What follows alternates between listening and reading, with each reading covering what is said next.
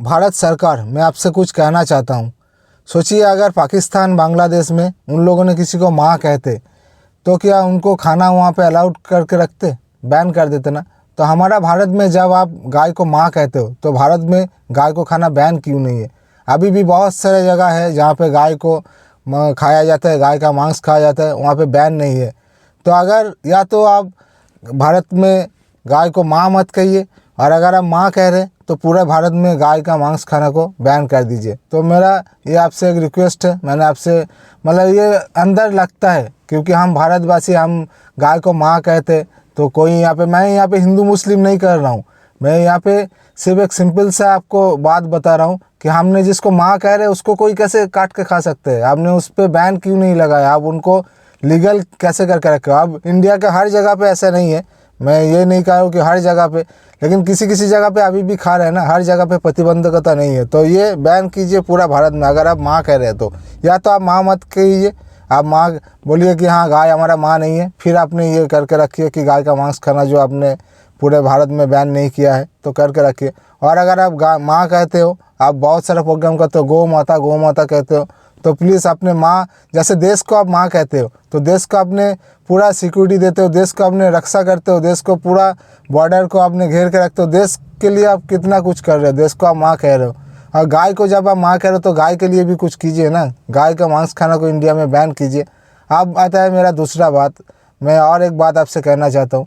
गाय आज बहुत ही बुरे हालत में है। हमारा इंडिया बहुत ही मतलब हमारा देश, भारत देश बहुत ही तरक्की कर रहे, बहुत आगे बढ़ रहे, और गाय बहुत ही पीछे जा रहे हैं। गाय के जो सेवा पहले होते थे वो सेवा नहीं हो रहे। कुछ कुछ ऑर्गेनाइजेशन है जिन्होंने गौ सेवा कर रहे, उन्होंने कुछ चारा खिला रहे, कुछ गाय को ट्रीटमेंट दे रहे, लेकिन ये बहुत ही कम है। मतलब इसका कौन देखा जाए, जितना गाय है उस हिसाब से बहुत ही कम गाय को ये ट्रीटमेंट मिलता है या खाना मिलता है। तो मेरा आपसे रिक्वेस्ट है कि आपने जैसे गौ सेवा बहुत कई कर रहे, तो गौ चारा नाम का आपने एक डिपार्टमेंट बनाइए जहाँ पे गौ को चारा खिलाया जाएगा। जो जो जगह में शहर का कूड़ेदान में गाय मतलब चारा तो नहीं मिल रहा, गाय वहाँ पे कूड़ा खाने जा रहे हैं, कूड़ा का साथ साथ प्लास्टिक भी खा रहे हैं, गंदा गंदा खाना खा रहे हैं आपके माँ। तो माँ के लिए वहाँ पे मतलब जहाँ जहाँ के गाय जाते हैं बाहर खाना खाने, आपने सुबह एक टाइम, शाम को एक टाइम गाय के लिए खाने का बंदोबस्त कर दीजिए।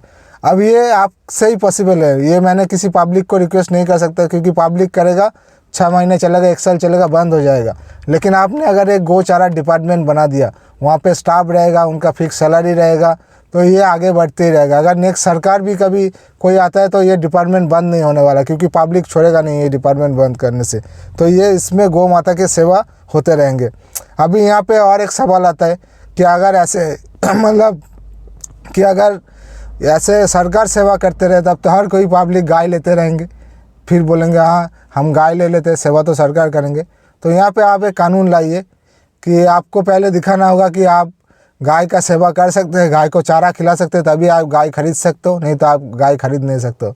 तो इसमें जो गाय खरीदेगा उन्होंने खाने का रिस्पॉन्सिबिलिटी भी अपने पास में रखेगा।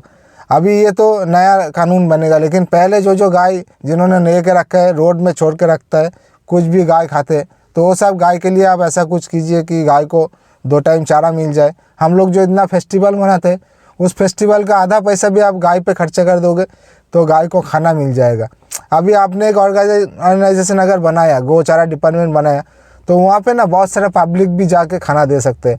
आज ये कल वो करके बहुत सारा पब्लिक कुछ ना कुछ, उन लोगों को पता है कि यहाँ पे गवर्नमेंट से एक ऑर्गेनाइजेशन बना के रखा है, यहाँ पे गाय को खाना खिलाते हैं, तो उन लोगों ने कि भी अपने घर पे निकलते वक्त कुछ लेके जाएंगे, वहाँ पे देते हुए जाएंगे।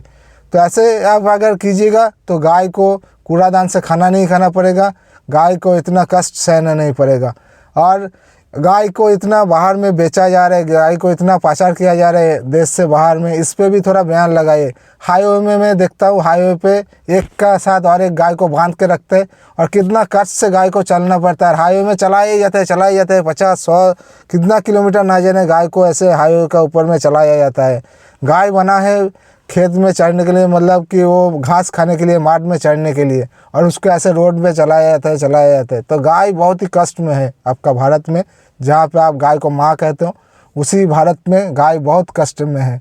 कहाँ भगवान श्री कृष्ण का टाइम में गाय को कितना अच्छा चढ़ने को मिलता था, घास मिलता था, गाय को सेवा किया जाता था, बछड़े को दूध पिलाया जाता था, फिर जो दूध बचता था वो दूध मनुष्य जब लेते थे दूध, गाय पहले बछड़े को दूध पिला देते थे, उसका बाद में जो दूध रह जाता था, और गाय का सेवा करके पूरा घास खिला के, चारा खिला के, फिर वो गाय का दूध लिया जाता है।